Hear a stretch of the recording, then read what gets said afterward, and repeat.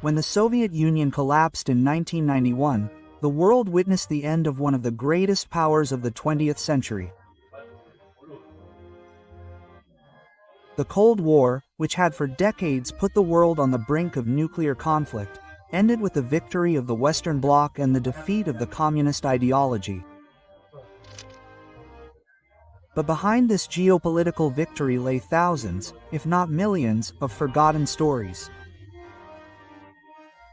One of them is the story of the group most affected, the soldiers of communist countries, particularly the Soviet Union.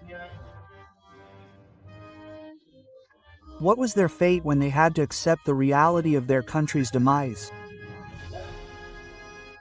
Let's take a look. During its heyday, the Soviet Union had one of the largest armed forces in the world. Soviet soldiers were trained to be ready to face threats from NATO and to defend the communist bloc in Eastern Europe.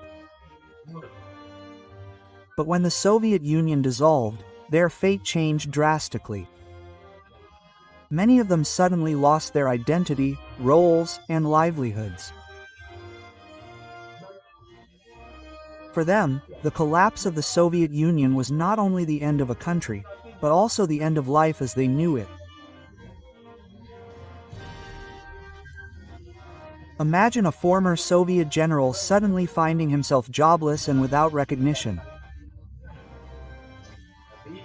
For more than 2 decades, he had served his country and party, carrying out his duties with unwavering loyalty. However, after the collapse of the Soviet Union, he was no longer revered as a hero. He was simply a retired man forgotten by his own country. Many even turned to taxi driving, a profession far from prestigious, to survive.